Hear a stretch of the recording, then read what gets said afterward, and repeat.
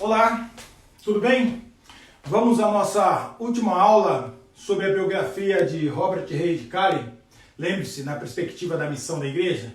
E para isso eu quero compartilhar com você, meu irmão, em Romanos 12. Abra lá, por gentileza, Romanos 12, 1. 12, 1 e versículo 2 também. Portanto, caros irmãos, rogo-vos pelas misericórdias de Deus que apresenteis o vosso corpo como um sacrifício vivo, santo e agradável a Deus, que é o vosso culto racional. E não vos amoldeis ao sistema deste mundo, mas sede transformados pela renovação das vossas mentes, para que experimenteis qual seja a boa, agradável e perfeita vontade de Deus.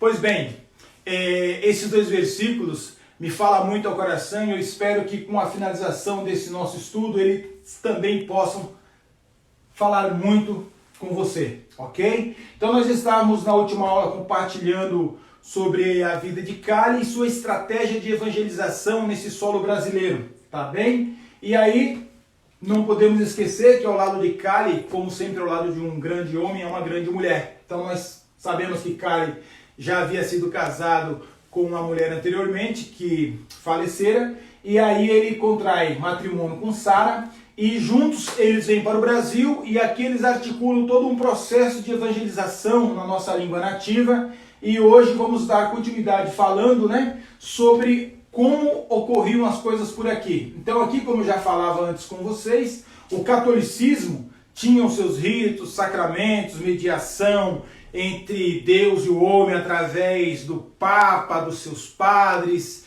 e a questão da penitência. Então esse era o enfoque católico dentro do nosso espaço brasileiro. E essa religião oficial, ela estava perdendo espaço desde a chegada de Dom João em 1808, quando houve uma abertura para a vinda de estrangeiros. E esses estrangeiros aqui chegando tinham os mesmos benefícios dos portugueses com relação à posse de terras, abertura de comércio e tudo mais, tá bem? Aí nós temos uma Constituição Imperial em 1824 que é dada tolerância aos acatólicos. Então preste atenção nesse tema, nesse termo, acatólicos, tá? Só que esses, por sua vez, não tinham direito à representação política, tá bom? Então esses, mesmo tendo uma tolerância, eles vão ter uma certa perseguição, uma dificuldade de professarem a sua fé, ok? Por quê? Porque a Igreja Católica, desde muito, ela agia sempre fazendo a supressão de direitos, e para isso usava até mesmo o viés político, tanto que nessa Constituição de 24, dos 90 deputados que ali haviam para promulgar essa Constituição, 19 eram padres, tá? Então perceba que a influência da religiosidade católica dentro dessa Constituição é grande, mas, contudo, houve aí uma tolerância, para as pessoas acatólicas, aqueles que não professavam a fé do reino, tá bom? E quando a Igreja Católica, e nós vamos ver isso em muitos casos, como de Lutero e São Francisco de Assis e outros mais ao longo da vida da Igreja Católica, que há uma tentativa da Igreja Católica em cooptar aquele que se rebela, aquele que se revoluciona, aquele que vem com uma ideia diferente da hegemonia, da instrução e da orientação de fé católica, tá bom? E aí, quando não se consegue cooptar, a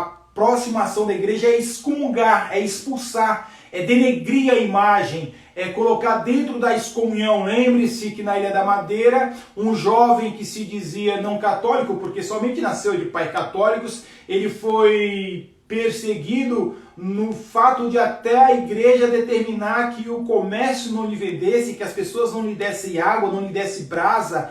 Então a gente percebe que há uma perseguição ferrenha, quando não consegue se cooptar aquele que se levanta contra a estabilização da ordem religiosa, tá bom? Partindo até mesmo para a violência física ou simbólica, como nós vamos ver que acontecerá aqui no Brasil também, não com tanta ferocidade como aconteceu na Ilha da Madeira, mas nós perceberemos algumas situações bem constrangedoras para o povo que agora se denomina protestante, tá bem? E aí nós temos o Calley, né, dentro de uma defesa dos direitos dos cidadãos acatólicos, tá? O que era previsto na Constituição de 1824. Então, ele se intera, ele busca conhecer o que dizia essa Constituição e dentro do que estava escrito ele buscava os seus direitos. Lógico, uma coisa é a lei, a outra coisa é o costume que há, a cultura já que prevalece naquele ambiente. Então, o cara ele tinha que dialogar com os vários setores, principalmente os políticos, as elites sociais, para fazer ser notado e mostrar que não era de nenhuma forma ofensiva a sua religiosidade e aqueles que o seguiam, ok? Então nós temos Calley como um profeta que mantém uma posição crítica ao sacerdote, ao representante da Igreja Católica, aquele que detém os bens da salvação, se assim posso dizer, que manipula o comércio da fé, pois este sacerdote, ele não vive e não cuida do próximo como a Bíblia orienta. Então essa era a ênfase que Calley usava para dentro dos seus diálogos escritos, manifestos, panfletos e tantas outras coisas que Calley fazia nessa sua missão. Era a ênfase que ele utilizava para poder se fazer conhecido e notada a sua, como posso dizer, a sua revolta contra o catolicismo, podemos usar até esse termo, tá bom? E ele, né, o profeta, ele age diplomaticamente, dialogando e criticando os leigos dominadores. Quem são os leigos dominadores? É a sociedade, a alta elite, que se deixa influenciar pelos ditos do catolicismo, deixando que os dominados sejam cada vez mais manipulados e desassistidos, inclusive por eles, tá bem? Então Calley ele leva uma palavra de conscientização desse olhar do dominador em ter o melhor apreço por aqueles que são dominados, que são desassistidos pela riqueza, mas que estão dentro de uma pobreza, tá? E também ele tem um diálogo muito forte, é aí que ele vai crescer, que são com os leigos. Então ele inspira os leigos dominados pela ação da palavra de Deus, pelo seu alto exemplo, pela sua maneira de professar sua fé, de exercer a sua profissão, de acolher o próximo, de lhe dar apoio, de lhe dar ser caridoso. Então Calley, ele através da ação social, ele consegue se aproximar do desassistido e com este travar um link, uma amizade, uma afetividade na qual ele consegue passar o amor de Deus. E assim ele vai ganhando seguidores, vai ganhando adeptos. Então esse profeta da fé, ele apresentava o sacerdócio universal, ou seja, você é filho de Deus, você é quem tem o acesso direto ao Pai através da mediação de Jesus Cristo, não do homem, não de um sacerdote ou de um profeta da fé, mas você tem esse acesso a Deus. E aí ele usa a imprensa escrita, ele escreve em artigos dos jornais, ele lança panfletos nas ruas através dos seus comportores, que é aquela equipe que ele já havia formado. Lembra-se, na aula passada eu falei sobre isso. E ele então pega o livro Peregrino, traduz da língua inglesa para a língua portuguesa e lança nos periódicos, né, nos jornais, em 35 artigos. Ele põe todo o livro ali traduzido e com isso ele começa a ser melhor visto, melhor aceito. As pessoas começam a entender qual era o viés da religiosidade deste protestante, tá bom? E seu ministério não deixava de existir através dos grupos caseiros nos lares, através das vendas das Bíblias e livros que ele importava da Inglaterra, através dos salmos e hinos. Inclusive em 1872 ou 71 são impressos 50 salmos e hinos. Então a gente tem aí uma ação bem profícua, bem enfática de Calley, e sempre sem deixar de fazer o seu contato diplomático com os políticos e toda essa pessoal, essa nata da sociedade, tá bom? Aqui eu trouxe uma versão a capa da versão do Peregrino. Se você não leu, tá aí uma sugestão, tá? Segundo maior livro lido depois da Bíblia. E aí nós também temos a Sociedade de Senhoras, que é fomentada e criada pela própria Sarah Kalley. É a Sarah Kalley que vai, em 1872, formar uma escola primária com aulas diárias. Isso cutuca a corte, que por sua vez busca e só tem o interesse da escola superior aos filhos da elite. Então, começa a nascer o ensino privado, pessoas começam a ver que aquilo ali era um filão, né? Era uma fatia boa para o mercado, e começa a ver as escolas particulares, mas a escola pública ainda não nasce nesse momento. Mas Kalley, a Sarah Kalley é que lança essa semente, tá bom? E Kalley não tinha uma pastoral que dissesse sobre o ministério feminino, mas a gente percebe que pelo seu perfil, pela sua forma de ação com a sua primeira e agora com a sua segunda esposa, Kalley apoia o trabalho realizado pelas mulheres na igreja. E daí para se pensar hoje, né, se nós somos igrejas congregacionais, se nós temos essa herança,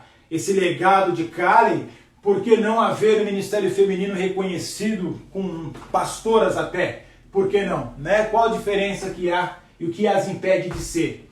Tudo bem? E aí nós sabemos que ele inclusive apoia uma congregação que está lá em Lisboa, tá? De uma senhora que coordena uma igreja dentro da sua casa. Inclusive ele manda Manuel Francisco da Silva para servir. Isso ele faz em 1865. Ou seja, Kalley, ele não só estava afincado no Brasil no sentido de pregar o evangelho dentro dessa missão, mas ele não esquecia daqueles que estavam na Ilha da Madeira. Tá ok?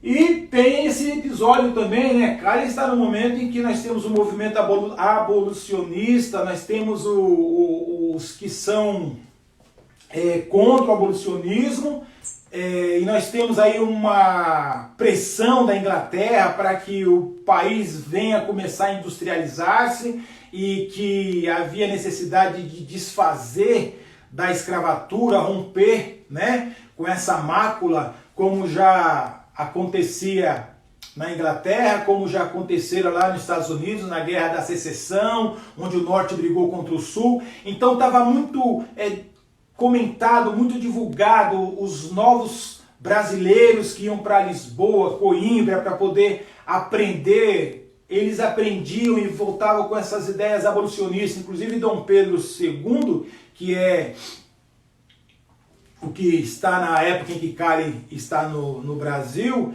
ele, como um ato simbólico, no seu casamento, ele abre mão do dote dos escravos que acompanhavam a sua esposa. Então, já havia ali essa ação abolicionista, e Kalley é um camarada que vai ser a favor do abolicionismo, né? Tanto que tem um servo dele, um seguidor dele chamado Bernardino Oliveira Rameiro, que em setembro de 65 ele pergunta para Kalley: podia haver um crente poderia possuir escravo? Isso é feita essa pergunta no final de setembro de 65, e Kalley então passa o mês de outubro todo pensando, refletindo a respeito e buscando em seus estudos. E Kalley tinha essa peculiaridade. Ele não era um camarada de dar resposta pronta para aquilo que viesse de pronto para ele, que ele não tivesse pensado antes a respeito. Ele era de pegar, sentar, meditar na palavra e fazer uma pastoral a respeito, tá certo? E aí Kalley vai dizer que a escravatura, ele vai dar sua opinião sobre a escravatura, né? Ele vai dizer numa pastoral que ele escreve, numa pregação que ele faz em sua igreja, que o trabalho ele é exercido como fruto do amor, ou como por salário, ou ele é feito por compulsão, tá certo? Como fruto do amor é o trabalho exercido pelo diácono, pelo servo, tá? Esse termo é um termo comum na época de Roma, que nós temos então os diáconos na igreja, que serviam por amor, voluntariamente, sem a paga, sem buscar uma paga por aquilo. A sua paga era a sua satisfação pessoal por fazer, tá bem? Então nós temos o diácono. Aí nós temos a pessoa do diácono, do presbítero na igreja, tá? Hoje o diácono toma um outro termo de titularidade dentro da igreja, mas a origem da palavra é o servir. Não que o diácono hoje não sirva, mas ele tem outras atribuições também, tá bom? E aí tem o prossalário, que é o considerado jornaleiro, aquele que tem uma empreitada a realizar, ele dá um valor para executar aquilo, executa e recebe. Então, é um outro tipo de serviço que você pode ter da mão de alguém, ok? E a compulsão, e essa compulsão é pela obrigatoriedade. Querendo ou não, você vai trabalhar para mim, você vai me servir de graça. Mal, mal, vou lhe dar o que comer. Isso era escravidão, exercida sobre os negros trazidos da África, dentro do contexto brasileiro, mas que desde os primórdios, se nós formos voltar na época do Império Romano, você tinha uma dívida, você pagava com um filho, 2 filhos, de repente você se dava ao credor para pagar a dívida que você tinha contraído para poder de repente sustentar a sua família. Então escravo tem essa amplitude no seu significado. Aqui no caso, Caleb então ele faz esse discurso, ele faz essa prédica e ao finalizar essa pregação tem um seguidor dele que tinha escravo e não alforriou este, e então Caleb o excomunga, né, o exclui do hall de membros, tá bom? Pela forma que ele já tinha em concepção que se daria da ação de um crente ter escravo, então ele proíbe que os seus crentes tenham escravo, e nós, lembrando das aulas anteriores, cara, ele chega e a primeira coisa que ele faz é instituir uma sala de aula onde ele começa a ensinar para escravos, né, para homens negros livres e até escravos que os seus senhores permitiam que fosse aprender a ler e escrever. E aí nós temos então uma perseguição, acontece a perseguição. Por quê? Ele vai ter a proibição do exercício da medicina. Em 1857, houve o primeiro batismo efetuado por Caleb. E em 1859 houve o segundo. Só que esse segundo batismo, de 1857 a 1859, houveram outros batismos. Mas em 1859, 2 senhoras que pertenciam à corte real são batizadas, e isso chama atenção, mesmo que tenha sido feita dentro de uma casa de maneira não secreta, mas é que os cultos eram feitos dentro das casas. Lembra? Não podemos ter templos com formatos de igreja, coisa e tal, então igrejas cresciam em células caseiras.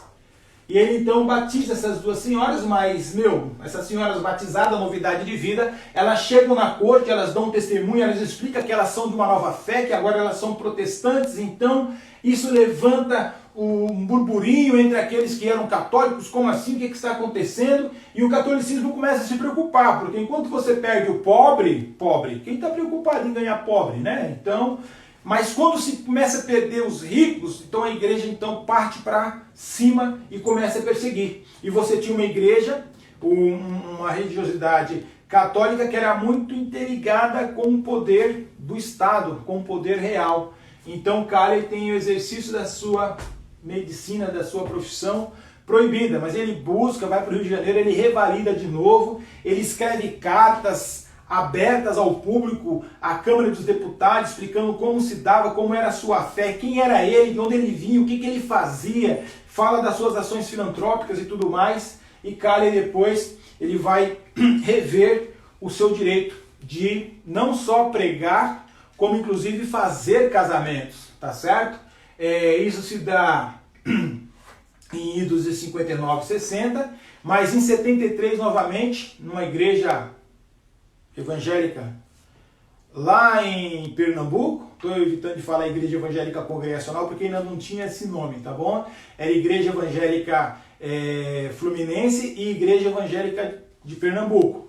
Então ele tinha enviado para lá um missionário, esse atuava como comportor, fazia reuniões nas casas, ele era mais assim, ele tinha um perfil mais confrontador, e ali dentro de Pernambuco ele atua evangelizando, fazendo cultos, indo às ruas, entregando panfleto. Isso chama a atenção do catolicismo local, vão para cima dele, mas aí ele tem intelectuais, liberais, naquela localidade que defende a profissão de fé do leigo, porque isso inclusive está previsto lá na Constituição do Império, onde você tem as religiões toleradas. Então Calley parte para esse local para também fazer defesa junto deste missionário, tá certo?